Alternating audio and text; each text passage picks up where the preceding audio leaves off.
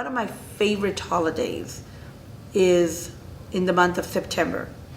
It is a time where people from the western and southern part of India celebrate the birth of the elephant-headed god, Lord Ganesha. And what you will see in the 10 days of celebration is huge statues right around the cities of Lord Ganesha. It's big statues of the elephant-headed god. And for the 10 days, people eat and drink, and we all eat and drink, and make merry. There's music in the streets, there's dancing in the streets, there are people visit each other's homes. In Canada, it's difficult to do because not everybody celebrates Ganesh Chaturthi, as it's called. But in our homes, a lot of Indians have a little statue of this Lord, and we do celebrate with food and drink. We make special sweets at that time. We invite friends over and share in our culture. We share the food. In fact, in the hospital, there are times whenever I have the celebration, I'll bring the food to the hospital. I have a lot of friends here who enjoy the different little sweetmeats that I bring into work. Part of diversity is sharing and explaining and understanding each other's background and each other's cultural beliefs and acceptance of each other's cultural beliefs.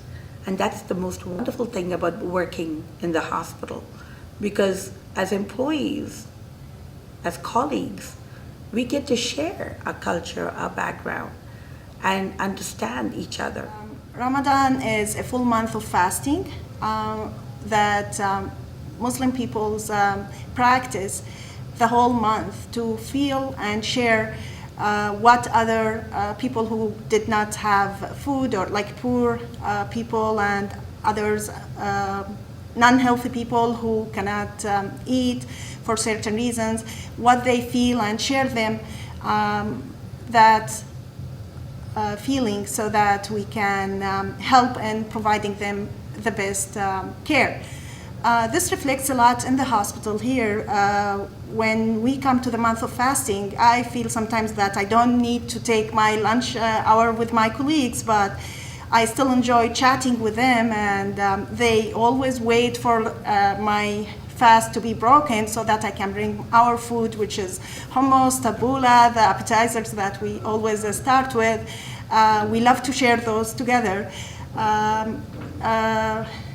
It's very funny when it comes to the time of fasting, how specific it is.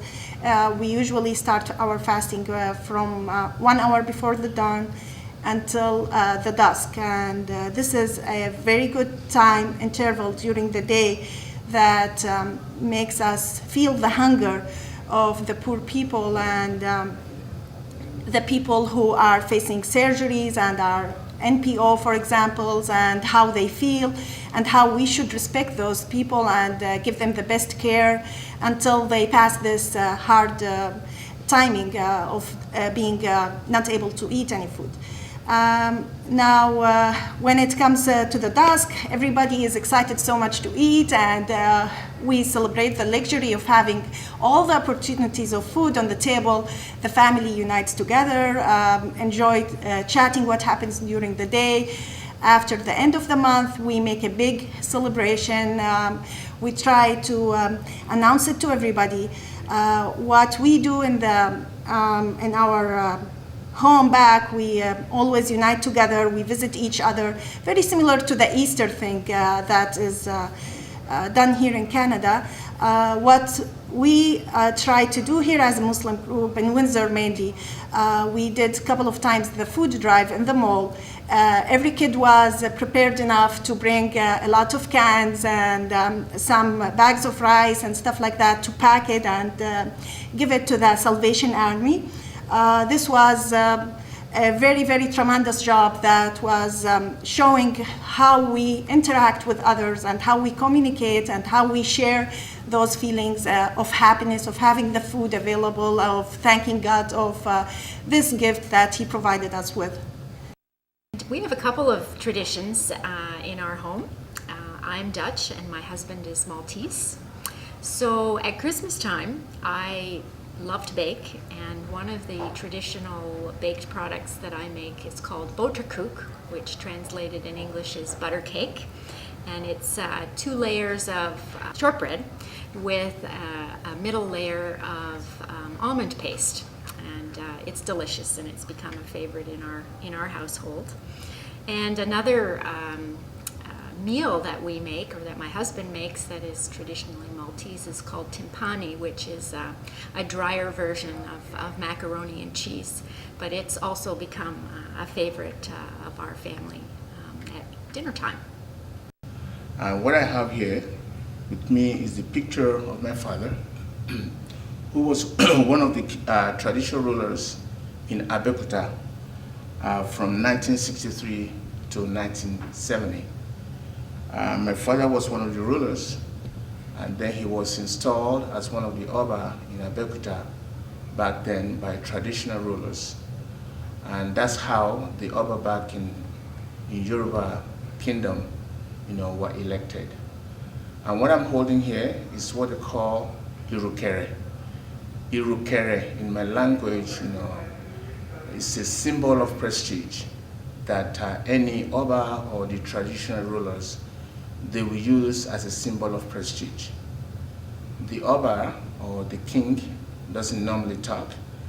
When the people come before him, for a man, they have to prostrate, and for a woman, they have to go on their knees. And then they will say to the king, Kabiesi, which means your excellence, your excellency. And then the Oba, what we normally do, he will just go the way I'm going right now, waving the Irukere, just saying, the king salutes you. And usually there's somebody behind the king. That's one of the attendants. And the attendant is the one that would normally talk for the king when the people come before him. Because we believe that the Oba is the supreme ruler in the Yoruba Kingdom. And that's the way it's done. And the dress I have on, this dress also can be worn during the installation of a traditional ruler. Also, the dress can be used for so many occasions. We're talking about wedding, we're talking about naming ceremony, and we talk about different events. When somebody died, this is a typical Yoruba dress that people normally wear. Also, in everyday event, people can wear this one too, which is considered to be very, very common in Yoruba Kingdom. So basically that's the essence of what I have today. Here to talk about the biggest festival India has, which is Diwali. And basically the festival of Diwali is the festival of lights. As the myths go, centuries ago, Lord Rama came back to his kingdom after conquering Ravan, and he was, as I said, back to his kingdom to be with his people. And that particular day, people celebrated that day. And that particular day, the people put lights on, they exchange gifts, they offer sweets, they offer fruits, they offer flowers to each and everybody. They go and meet with all their old and new friends. And actually, the Diwali festival is a 5-day celebration. It is celebrated all over the India, not only by Hindus, but Sikhs, Jainis, Muslims, and other people as well. So they, as I said, they go for 5 days, and the closest thing which we can see in the Western world is a Christmas. We have the same celebration going on, and people do all things which we see people doing it. In Ghana, one of the major celebrations that is done every year is what is generally referred to as the Harvest Festival. Now, Ghana, of course, is made up of several tribes, and we speak different languages and have different cultures. And therefore, depending upon which part of Ghana you come from and which tradition or culture you come from, the way you celebrate the harvest festival is different. So for example, I come from the Upper West region of the country, which is in the northern part, which is a farming area. So it's the savanna grassland where there is growing of yam and corn and rice and beans and everything else. So it's the granary of the country. Our celebration is different from, let's say, those on the coastal areas, especially those who border on the Atlantic Ocean, where their job predominantly is fishing. But be that as it may, towards the harvest season, which will be what we will call the dry season. So you're looking at the end of the crop season, usually in October, November, December, all over the country.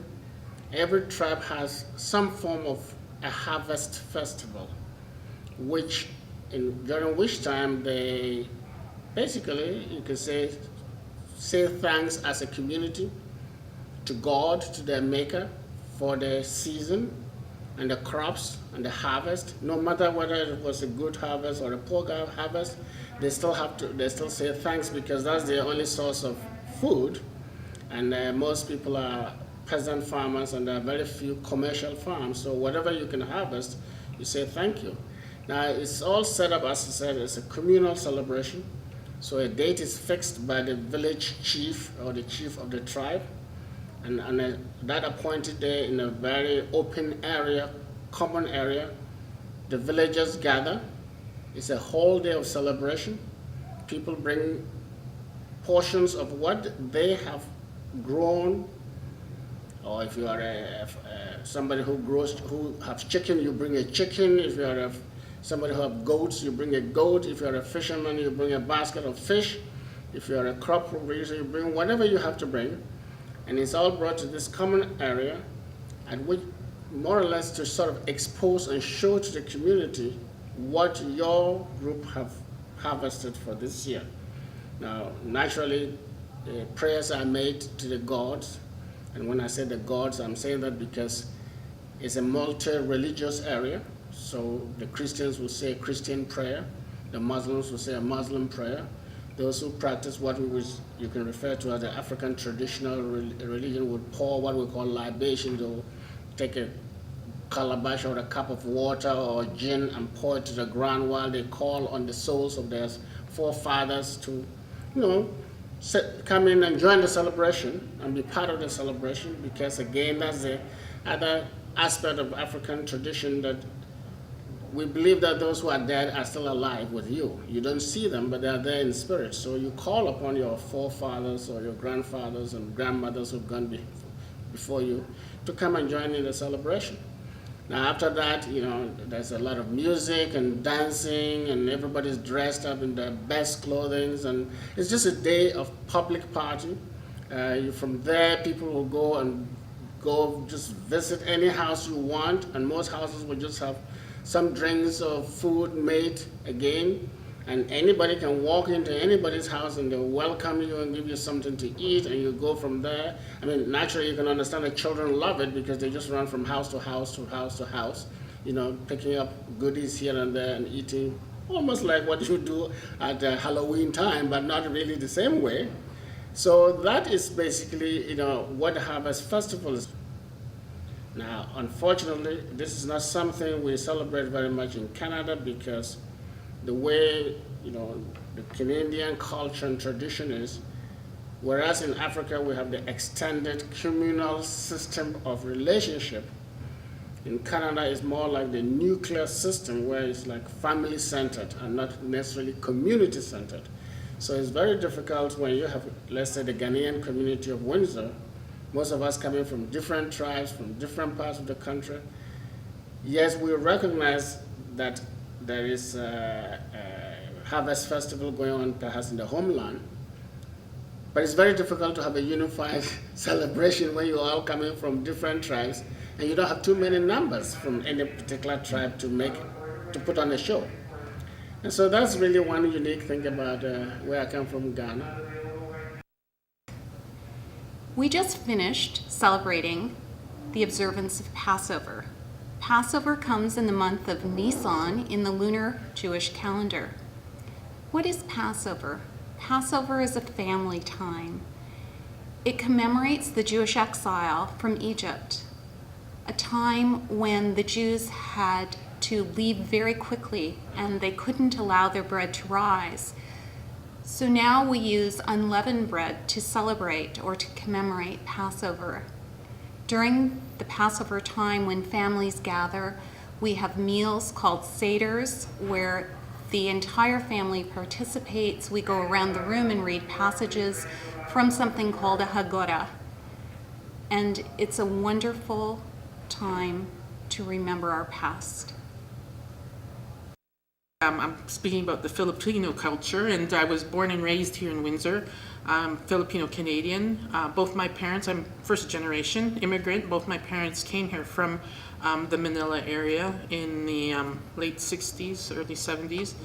And being raised in the Filipino culture, I've gone back to the Philippines about 8 or 10 times growing up. And one of the big things to know when understanding our culture is that it's very family centered. It's very religious based. Over, I think about 95% of the Philippines is actually Roman Catholic. So our influences stem from our faith, and as well as the Spanish ties. The Philippines was actually named after King Philip of Spain, so that just kind of tells you where we're coming from with that, as well as a very strong American influence after the Second World War.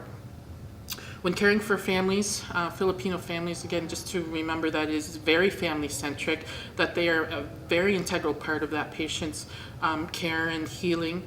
There's a lot of prayer involved with the religious influences as well.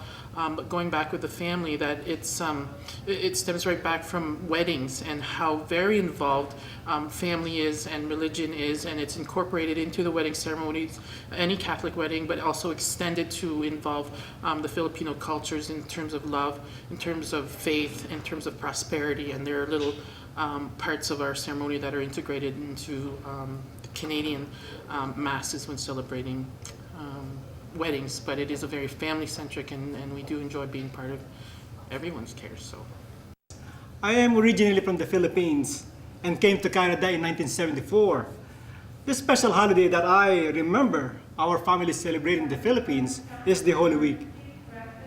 And the reason why I say that is because the Philippines is a Catholic country, and Holy Week is really big for us. Now, I remember during Good Fridays, we abstained, and we were told to abstain from eating meat.